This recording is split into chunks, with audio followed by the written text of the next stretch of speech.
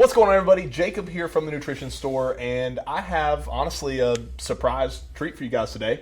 I am joined with Ranson Lee, basically one of the tops in the world in his sector of powerlifting. Ranson and I, we go back a little bit, kind of met you about 2 years ago, almost maybe, 2 years ago. Yeah, so actually. Ranson's been stopping by to see us a little bit here and there, supporting TNS. I'm super grateful. And I was like, dude, do you have any extra time today? Let's sit down and talk about your story. Yep. So first of all, I guess tell people who you are if they don't already know. Ranson Lee. I am a powerlifter competitively. Ranked number 4 in the world all time. So across every federation, out of everyone who's ever competed in wraps, at 220 pounds, I'm ranked number 4 currently. That's insane. Yeah. Been powerlifting for, I guess this is my third year competitive powerlifting, and then did bodybuilding for 6-7 years before then. Oh, really? So you got your start in more bodybuilding, like physique oriented. Okay, that's awesome, man. Yep. So real quick, tell what's your total so that people kind of know. My last total was 2132.8 or 0.9. Okay, I think it was. Wow. Yeah, squatted 848.9. I want to say. Benched 518 and then deadlifted 766 in my last competition. Man, so. That's insane, dude. Yeah. Well, so obviously he's a strong dude, and he didn't just get there overnight, right? I mean, that's a no-brainer for guys like you. But tell people a little bit like your initial start, like what age, how'd you get started, what interested you, and kind of your progression, if you don't mind. Yeah. So back in 2011, I want to say it is. I had just stopped wrestling and started hitting the gym up at my school just to fill some time.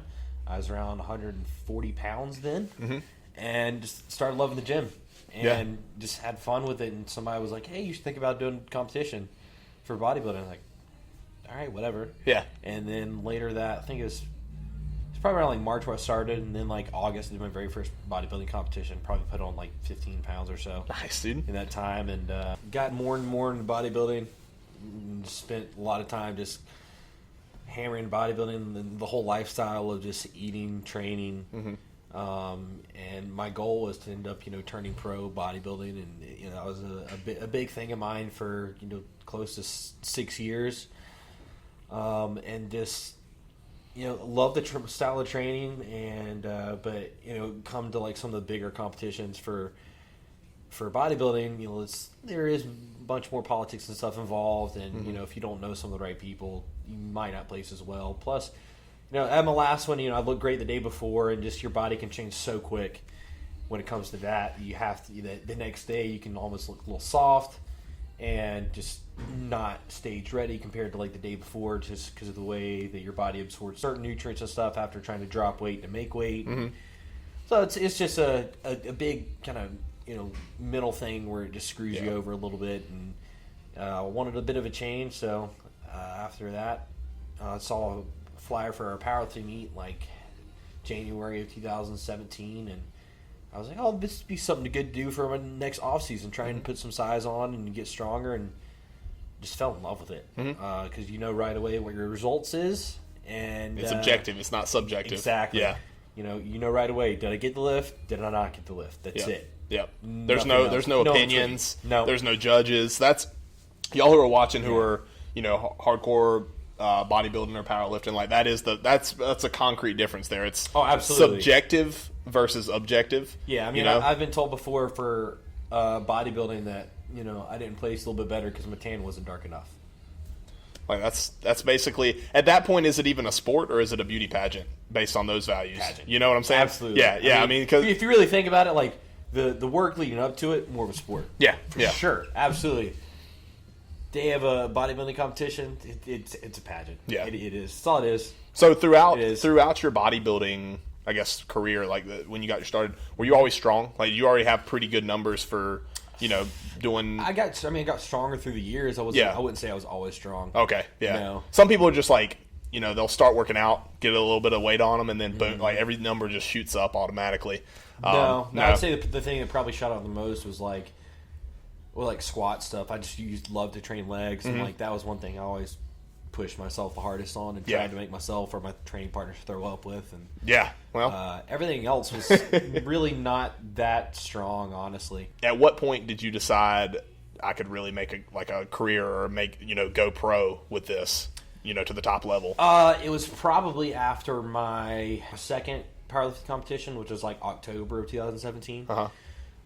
So this is all recent. Like this isn't. Wow. Yeah. So someone was like, was talking to me about my numbers and where I was ranked, and I think they were like, "Yeah, you're ranked like number 13, like right now." I'm like, just in this federation or something. And they're like, "No, like in the world, like out of everyone." Yeah. And I was like, and then they showed me. I was like, "Oh, okay, awesome."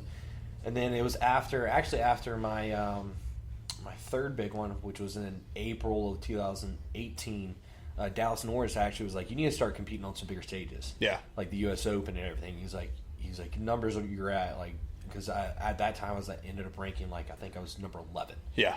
Yeah. And I had a terrible meet. Terrible meet. I think I only went for like 6 for 9 or something, or like maybe 5 for 9, and it's still it ended up put me 11 in the world. Yeah. And he was like, "You need to start looking at bigger meets and stuff," and he was actually showing me like kind of numbers of that. And I was like, okay, well, all right, I like this. I should, time to take it a little more seriously. Yeah. And when was this? This was in April 2018. Wow. Okay. Yeah, that was because I met you right after that, and then so you went from 11th in the world to 4th in the world in a matter of 2 years or less. Yeah. So I got all the way up to, I want to say number 7 at 198. Okay. I competed at 198 for a while. Yeah. The last time I competed at 198, I almost killed myself trying to make weight. So after that, my coach and wife were just like, no more cutting weight that drastically, because I went from like 225 or a little bit more to 198 in a week. Wow. Yeah. Not healthy. Lots of Epsom salt baths. Not and healthy. Not dehydration. smart. Not a good idea to do unless you're trying to go for some type of world record. Yeah.